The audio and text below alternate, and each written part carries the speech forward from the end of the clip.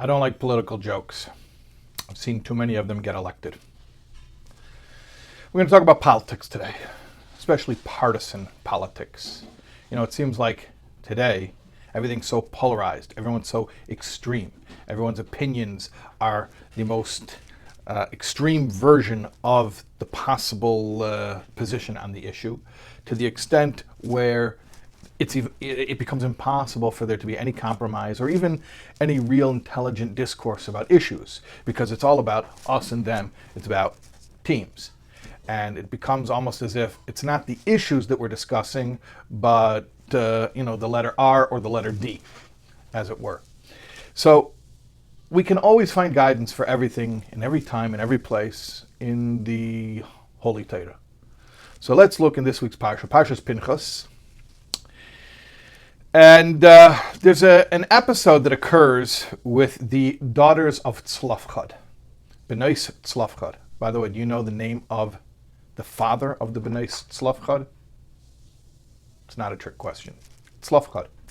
And if you remember Tzelafchad, this is germane to the discussion here, but from a few weeks ago, he was some say, Rabbi Akiva says, he was the Mekoshish Eitzim. Remember the wood gatherer that they found, gathering wood on Shabbos? After the Meraglim, after the spies, someone went out and they gathered wood on Shabbos, and they were executed for it. That was Tzelafchad.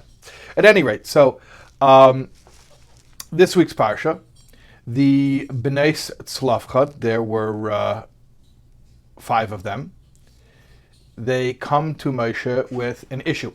We have just been introduced to the laws of nachales, of inheritance. That means divvying up the territories of the land of Israel according to tribes. And it was done based on population. And each tribe was given then land according to the numbers of adult males in the families of that tribe.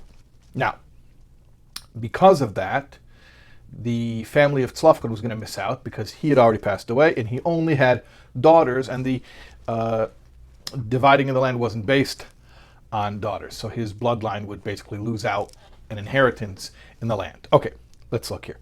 So they come to the Bnei Tzelafchad, the 5 daughters of Tzelafchad. They come to Moshe Rabbeinu and they say, Avinu meis bamidbar. Our father died in the desert. But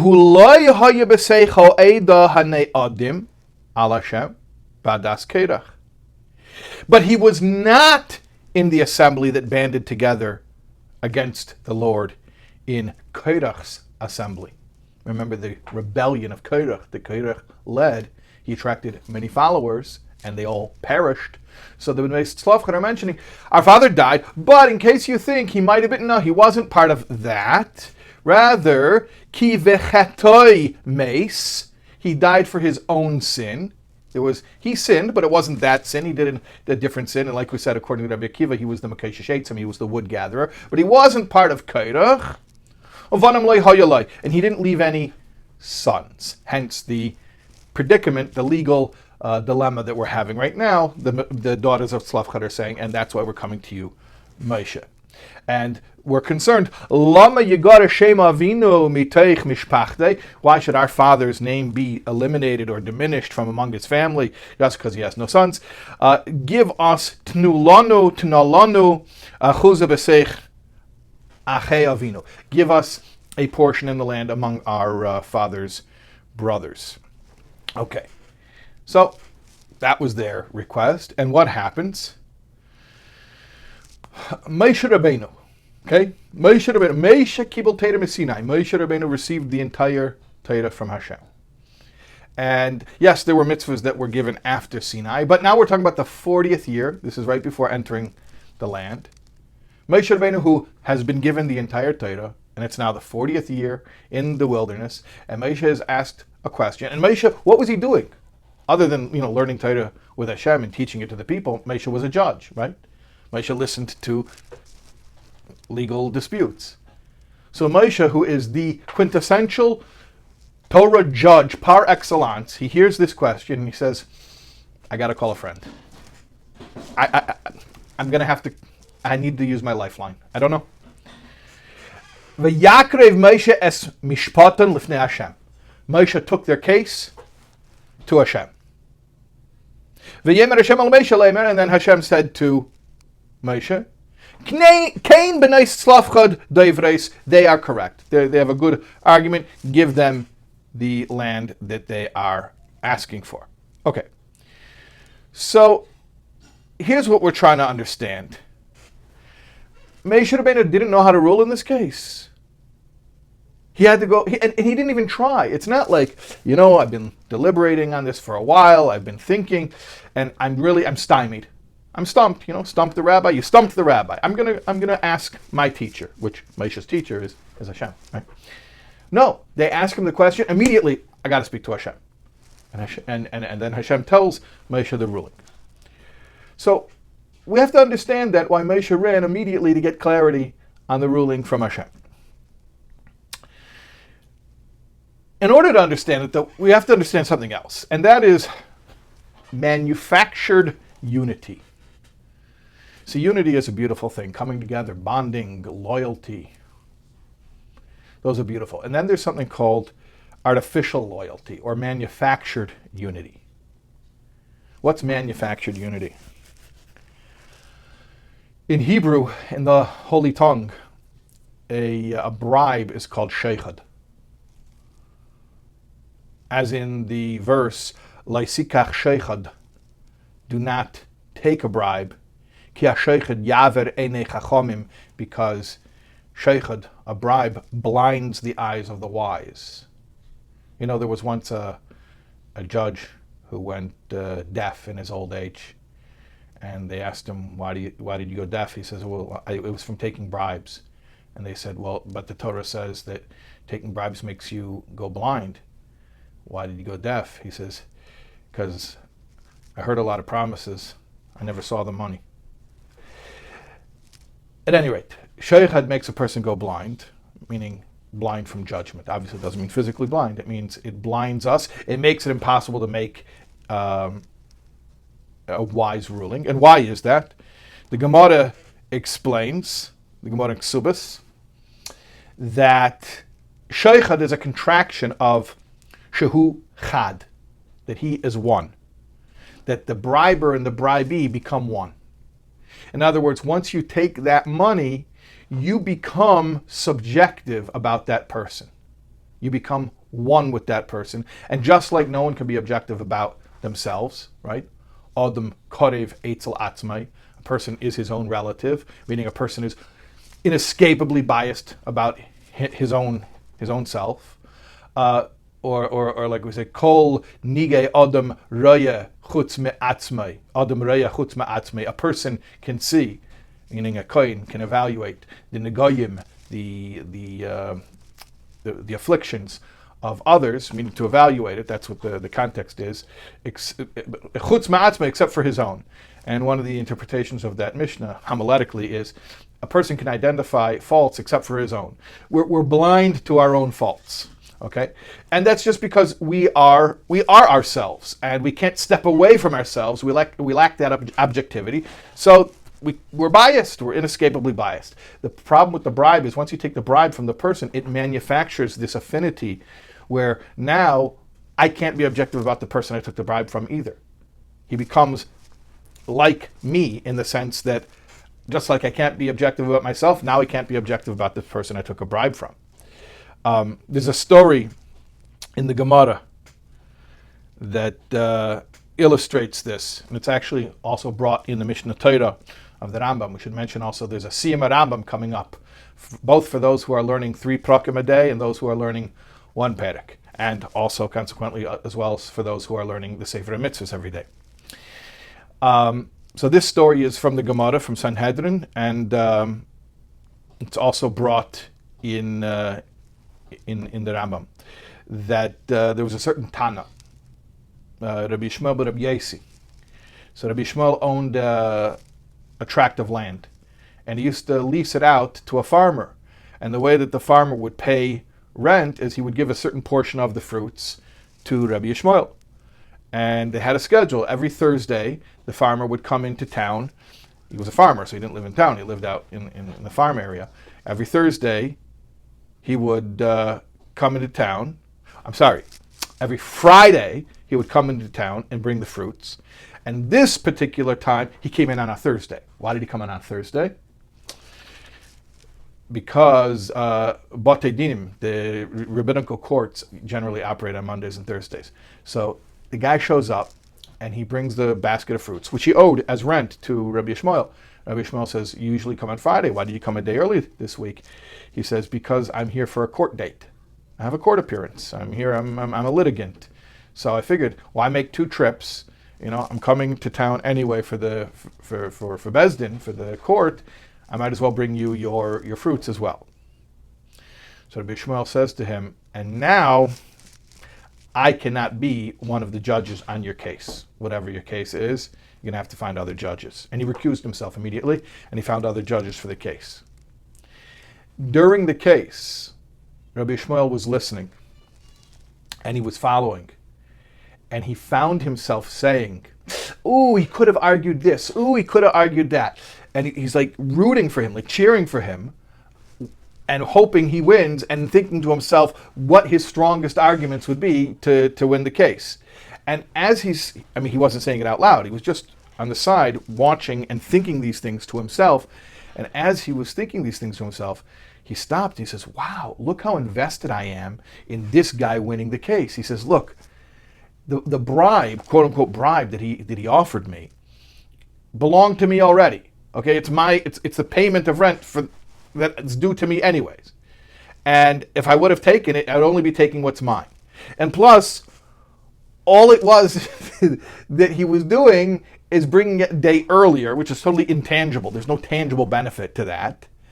And yet, and most of all, I didn't even take it. I didn't even accept it from him. And you see how warped my thinking has become in his favor. Now imagine a person who actually takes a bribe, and it's actually a real bribe, how impossible it is for him to have any objectivity. So that's sheichad shehu chad, that it becomes inescapably subjective and incapable of objectivity and being free of bias when it comes to this person. So once we create this feeling of sides, we're on the same side, we're on the same team, that's it. Clear thinking goes right out the window. And that's what happens with partisanship. That's partisanship. Let's talk about politics today. How is it possible that your guy is always right and the other guy is always wrong? It's not possible. If you're actually looking at things based on issues, it's not possible that one party platform is 100% right and the other party platform is 100% wrong. It's not possible that one pundit is always right, he always nails it, and another pundit never gets it. It's not. But I want to tell you, because it's not really about issues, it's about sides. So it's like, if you're a Yankees fan, let's say you go up to Fenway Park in Boston to watch the Yankees and the Red Sox, and the umpire makes a call against the Yankees. You will never see the New Yorkers who went up to go see the game. You would never see them say, oh yeah, but that's a fair call. No, it's kill the ump, right? Because you made a call against my guys. That's my team. They're not looking at it like, objective observers of the game of baseball. No, it's about my team winning. So a call that's bad for my team is bad. You can't even escape that thinking. And that's what partisan politics is. And that's what Moshe wanted no part of. So here's what happened. The daughters of Tzelafchad, they come to Moshe and they present the case. Everything was going fine. Okay? Our father died. He didn't have any sons. But then they blew it. They mentioned, but our father was not part of Korach's rebellion. And that's it, and it was over. And Moshe recused himself immediately. It was 39 years later. This is 39 years since Korach's breakaway. And there was nothing practically that Moshe stood to lose or gain at this point from anything that had to do with that old machlokes, which was already buried and done. The Korach thing was over. Settled for decades. And yet, the mere mention of it, our father died, but he wasn't part of Korach's group. That was it. Moshe said, and now I can't be part of this. I can't hear your case objectively. You know, you're coming in and you're saying, oh, by the way, our father, you know, he wasn't part of that uprising against you and your brother. You know, that's called cronyism. Cronyism, right? Oh, wer bist du? Tzelafchad's Tochter. Ah, okay. Take care of them. Make sure, let's make sure. Tzelafchad's daughter. Take care of them good. Moshe was not going to have any part of that. He wanted to answer the question according to absolute truth. So even Moshe Rabbeinu, who is truth, Moshe emes v'seirase emes, Moshe said, that's it. Once you mention the partisan thing, I'm out. And he goes to Hashem to get objective truth. That's it.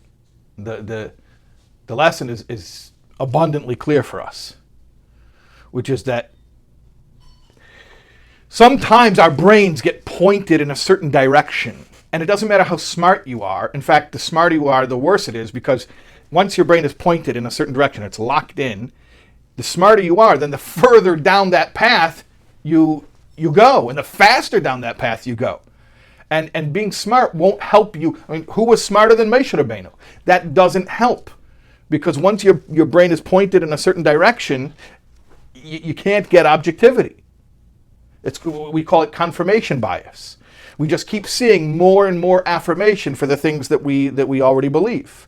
And therefore we become more entrenched and more self-righteous and more indignant and more intolerant. And it becomes more and more impossible for us to ever hear an issue on objective merits. And by the way, I'm not just talking about partisanship, although I think that's a very easy example for us all to observe today with the polarized political scene, but also in personal relationships. We just get stuck with an us and them mentality. Whose side is winning? Okay? And once there are sides, oh, he's on my side, he's not on my side, you're done. You can't be objective. That's sheichad, shehu chad. That you're with me, you're not with me. It can't be that way. But there's a solution. There is a solution. What's the solution? How do we get objectivity? Our sages tell us, get yourself a teacher, a mentor, and depart from doubt. And sometimes your mentor, your guide, call it your spiritual life coach, they don't necessarily even have to be smarter than you or know things that you don't know. All they have to really have is the one thing that you'll never have: objectivity about yourself. They are not you, so they can guide you about you in a way that you can never do it. You know, I once heard from a sober alcoholic, a guy who'd been sober for about 20, 30 years, an old timer. And he says, you know, when people come here, they have alcoholism. But then eventually they stop drinking, so then you don't have the alcohol anymore. You take the alcohol out of the alcoholism, you're still left with the ism. What's the ism? I sponsor myself. I sponsor myself. You're supposed to have a sponsor, you know, a Tzelafchad. You're supposed to have a mentor, right? Somebody who's not you and can be objective about you. But if you don't have that, then you're just in that feedback loop. You're just in the echo chamber. You keep reinforcing the confirmation bias. And you never get out of biased thinking. But if you have a sponsor, meaning you have somebody else to check in with, to keep you real, because they're not you and they can be objective about you, now you're free from that. So Moshe was able to go to Hashem. Each one of us, according to our sages, can go to a Torah teacher, a guide, a rabbi, a teacher, somebody you trust, somebody who knows you, and most importantly, is not you, and get guidance and be able to get some clear, objective direction in life. Tzelafchad, very, very, very important tool. Even Moshe knew when he needed objectivity. And all of us would do well to seek out that objectivity.